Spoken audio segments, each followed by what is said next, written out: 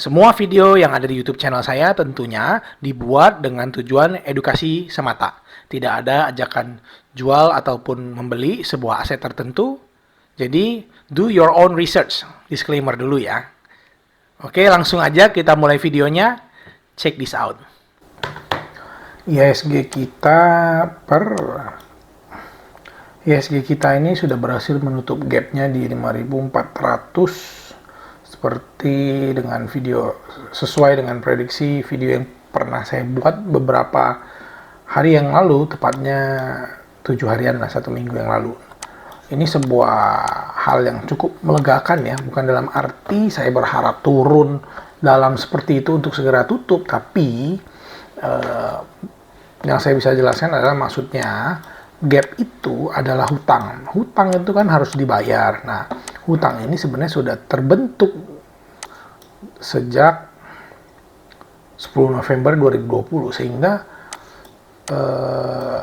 sudah lama sekali, sudah 6 tahun lamanya, hampir 6 tahun baru akhirnya ditutup.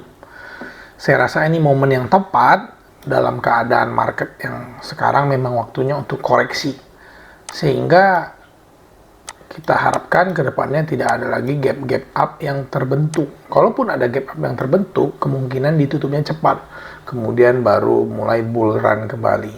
Dan yang paling penting adalah setelah ditutup pada tanggal 8 Juni 2026 kemarin, market bereaksi dengan sangat baik.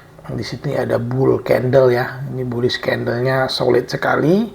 Di hari berikutnya di tanggal 9 kemudian ya berhasil membentuk swing low-nya, kemudian terus naik. Nah, yang perlu kita perhatikan di sini adalah area gap yang pertama kali ditutup di 6 ribuan. Pertama kali kan ditutup dulu, kemudian kita lihat ya, ketika ditutup ada corrective up sedikit, kemudian baru impulsif down kembali. Nah, melihat market itu cukup simple. Kita lihat pergerakannya ada dua, impulsif, korektif. Ini dari sifat pergerakan ya. Kalau bergerakan antara up, down, atau sideways, nggak kemana-mana. Tapi saya mau bilang dari point of view karakter pergerakannya. Ada yang impulsif, ada yang korektif. Kalau mau melihat market itu sedang dalam keadaan bull atau bear atau supply atau demand yang menguasai, kita lihat saja dari impulsif dan korektifnya. Sebelumnya kan market impulsif down seperti ini, kemudian dibalas naik dengan koreksi up. Otomatis logiknya di sana adalah bahwa si supplier masih lebih mendominasi ketimbang buyers, sehingga harus berhati-hati ketika up-nya itu korektif, maka kemungkinan selanjutnya akan impulsif down kembali. Dan ternyata benar saja di sini impulsif down cukup dalam hingga akhirnya dari 6.000 kan IHSG kita tutup gap berikutnya di 5.400. Setelah itu reaksinya adalah berbeda dengan yang tutup gap di 6.000, reaksinya impulsif up. Nah, ini tanda bahwa buyersnya sudah mulai menguasai. Seperti yang saya pernah bilang di video saya sebelumnya, saya pernah mengatakan bahwa harusnya 5.400 menjadi area sweet spot, bahwa seluruh trader di Indonesia menyadari bahwa IHSG ini sudah undervalue, sudah teramat murah. Ketika mereka sadar, maka si buyers berbondong-bondong membeli kembali barangnya.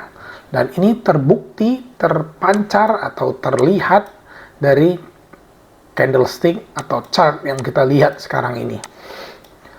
Nah, paling yang harus kita perhatikan adalah area 6.000 yang tadinya sebuah gap up yang sudah ditutup ya. Jadi ini ibaratkan yang tadinya support become resistance ya. Tadinya kan menjadi ketika ditutup kemudian corrective up, area tersebut menjadi support. Namun tidak berhasil menahan IHSG, sehingga ketika supply-nya kembali memuncak ya, market turun menembus dari support, sekarang di bawah support dan mendekati area support tersebut sehingga menjadi resistance. Nah, ketika ini skenario yang bisa terjadi, kira-kira waspada di area ini 6.083 sampai dengan 6.149.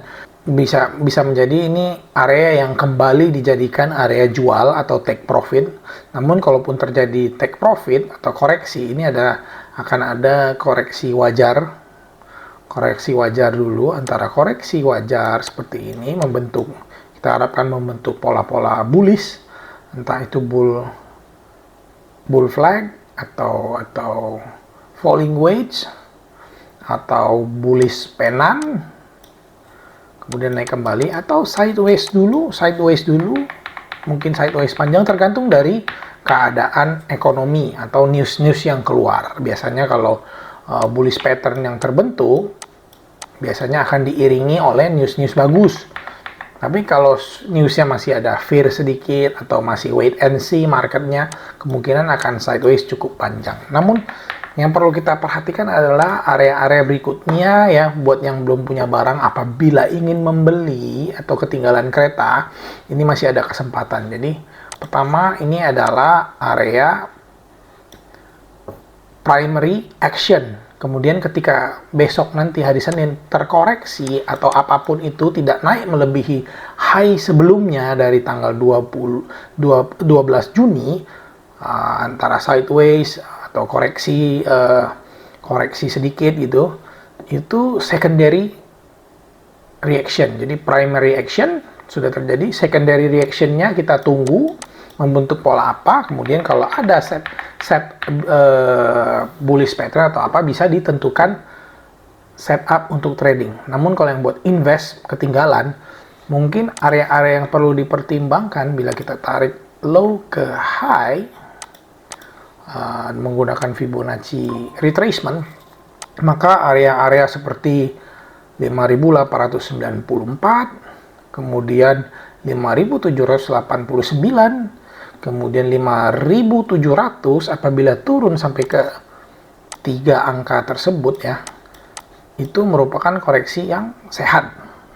Bahkan sampai dengan area golden ratio, kalau agak lebih dalam sedikit di area 5.611, itu juga tergolong sehat. Namun yang perlu kita lihat adalah catatannya, pattern apa yang terbentuk. Kita masih butuh waktu menunggu market terus berjalan sehingga kita bisa dapat konfirmasi dari pattern yang terbentuk atau candle yang terbentuk.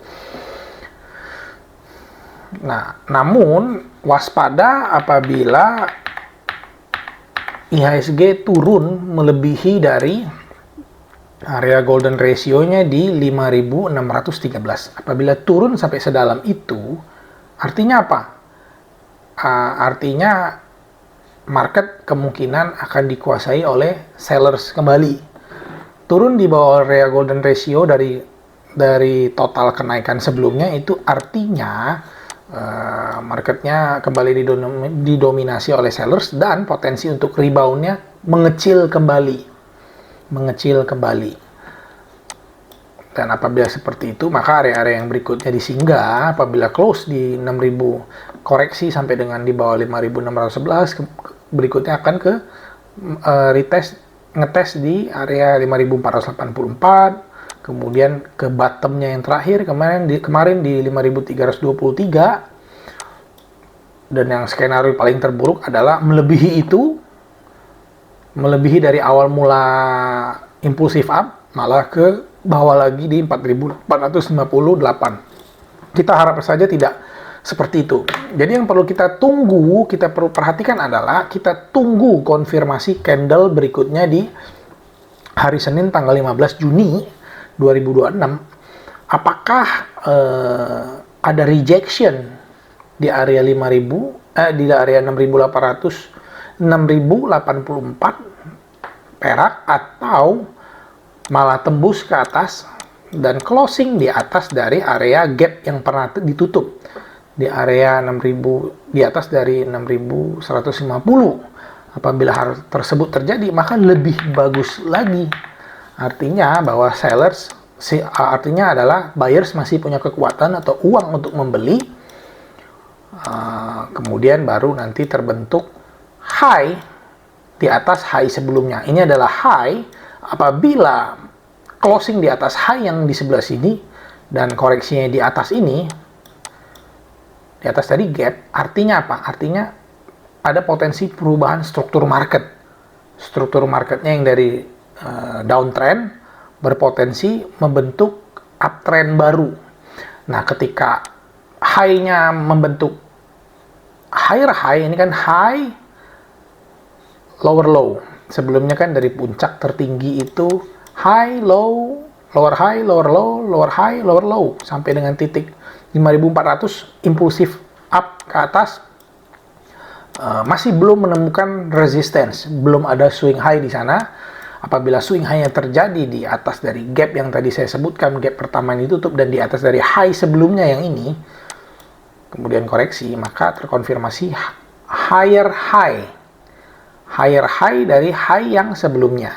Kemudian kita tunggu lagi sampai dengan membentuk swing low. Swing low yang diharapkan adalah terjadi swing di atas dari swing low yang terakhir atau low terakhir di 5.322. Apabila terjadi swing low di atas area tersebut, maka terkonfirmasi juga higher low. Nah, kalau sudah ada tercipta higher high dan higher low baru, maka lebih memantapkan lagi arah market atau memperjelas arah market bahwa struktur marketnya sudah mulai berubah dan menuju ke atas. Kurang lebih seperti itu.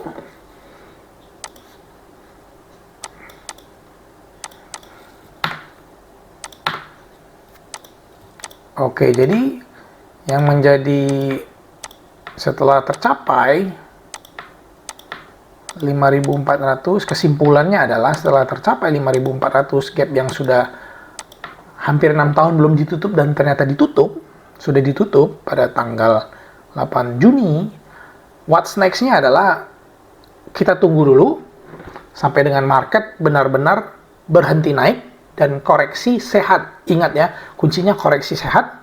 Cara mengetahui sehat atau tidak seperti yang tadi saya jelaskan, jangan sampai turun melebihi dari area golden ratio di bawah dari 5.608.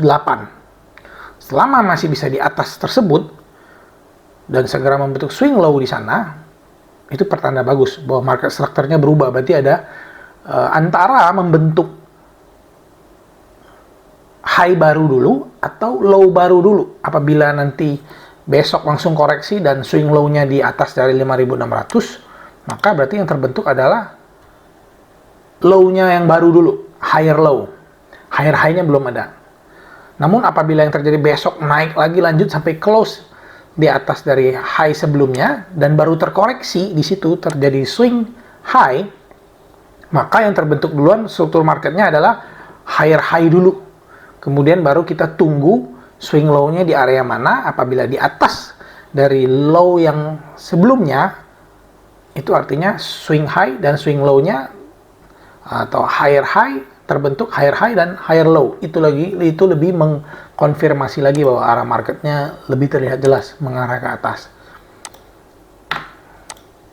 Jadi paling itu saja.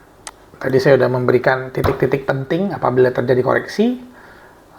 I hope you guys understand ya. Semoga membantu ketika market panik. Janganlah terlalu panik ikut malah panik selling. Ketika market sedang optimis juga jangan terlalu optimis. Yang kita perlu lakukan adalah reaksi. Yang paling penting adalah reaksi kita terhadap market. Jadi kalau lagi turun, reaksi kita jangan sampai ikutan panik selling. Ketika lagi naik juga kencang naiknya, reaksi kita juga jangan terlalu euforia, jangan terlalu FOMO, jangan terlalu terobsesi untuk mengejar, karena ketika nanti kalau kita paksa, ketika koreksi, kita tidak tahu kan koreksi itu dalam atau akan koreksi wajar. Jadi kalau ternyata koreksi wajar pun sedalam apa, dan toleransi resiko kalian masing-masing kan beda-beda, nanti malah jadi nyangkut. Ujung-ujung nanti jual di saat koreksi sehat. Sayang. Seperti itu. Oke. Paling itu saja pembahasan ESG kita kali ini. Thank you. I hope you guys enjoy it. Don't forget to like, comment, and subscribe. Stay tuned on my channel. Karena dengan dukungan kalian seperti itu, sehingga channel saya ini bisa tetap membuat konten rutin terkait dengan review-review saham tentunya.